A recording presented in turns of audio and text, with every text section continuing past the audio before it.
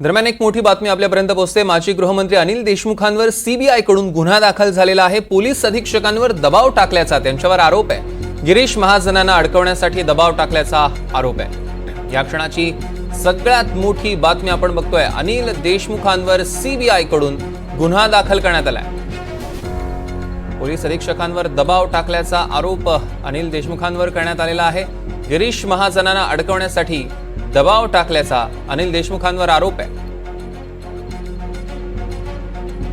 माजी गृहमंत्री अनिल देशमुख पुन्हा एकदा अडचणीत। अनिल देशमुखांवर सीबीआय कडनं गुन्हा दाखल। पोलीस अधीक्षकांवर दबाव टाकल्याचा आरोप आता अनिल देशमुखांवर करण्यात येतोय। गिरीश महाजनांना अडकवण्यासाठी दबाव टाकल्याचा आरोप आता माजी गृहमंत्री अनिल देशमुखांवर करण्यात येतोय।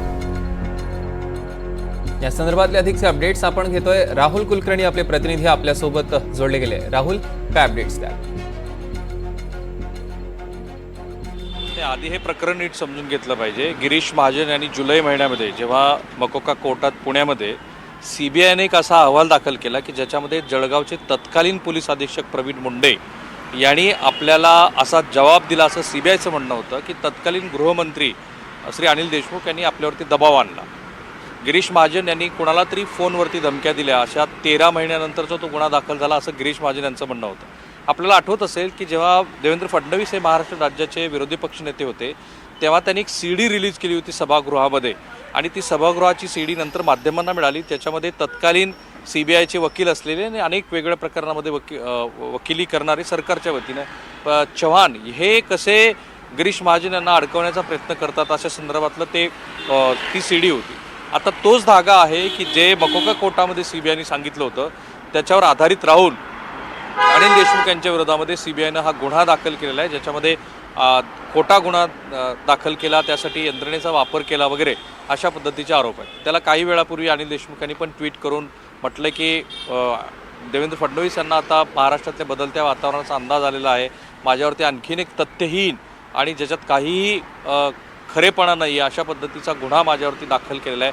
पण महाराष्ट्रासाठी एक मोठी बातमी आहे की अनिल देशमुख यांच्यावरती दुसरा हा सीबीआयचा गुन्हा असेल। मनी लॉन्ड्रिंग प्रकरणात ऑलरेडी अनिल देशमुख हे जामिनावरती बाहेर आलेले आहेत। त्यांच्यावरती 100 कोटीहून अधिकची रक्कम ही सचिन वाझे यांच्या माध्यमातून मुंबईतनं आणि वेगवेगळ्या ठिकाणातून वसूल केल्याचा आरोप होता, आणि सरकारला तेव्हा वसुली सरकार अशा पद्धतीची एक टॅगलाईन विरोधी पक्षाने दिलेली होती। तो एक गुन्हा, आणि आता दुसरा गुन्हा की ज्या प्रकरणामध्ये गिरीश महाजन यांना खोट्या गुन्ह्यामध्ये अडकवण्यासाठी तत्कालीन पोलीस अधीक्षकांचा वापर केला, असं शपथपत्र सीबीआयनं मकोका कोर्ट पुणे इथं दिलेलं आहे।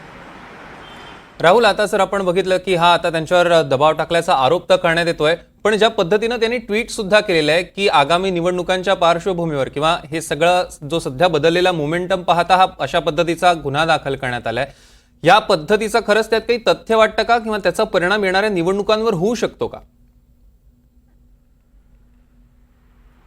नाही, आता असं आहे की ही सगळी न्यायालयीन प्रक्रिया आणि तपास यंत्रणेचा भाग आहे। त्याच्यामध्ये तथ्य आहे की नाही हे अंतिम जेव्हा कधी निवाडा येईल तेव्हाच ते कळेल। पण एक भाग आहे सौरभ, हे राजकारण आहे। ते सत्ताधारी पक्ष जेव्हा विरोधात असतात आणि विरोधी पक्ष सत्तेत जातात तेव्हा करतात। या सरकारच्या विरोधामध्ये, भारतीय जनता पार्टीच्या विरोधामध्ये एक नेरेटिव्ह काय आहे, तर त्यांनी केंद्रीय तपास यंत्रणेचा गैरवापर केला आणि त्याच्या माध्यमातून मग त्यांनी वेगवेगळे पक्ष फोडले, त्यांनी नेत्यांच्या विरोधात खोटे गुन्हे दाखल केले, आणि त्याची एक भली मोठी यादी दिली जाते। जसं किरीट सोमय्या हे ज्यांच्या विरोधामध्ये बोलत होते तीच लोक सत्तेमध्ये आली आणि त्यांच्या विरोधामध्ये गुन्हे दाखल झाले नाहीत, पण जे आले नाहीत ते मात्र वेगळ्या पद्धतीच्या गुन्ह्याला सामोरे गेले, ज्यात अनिल देशमुख यांचं नाव येतं, ज्याच्यात संजय राऊत यांचं नाव येतं।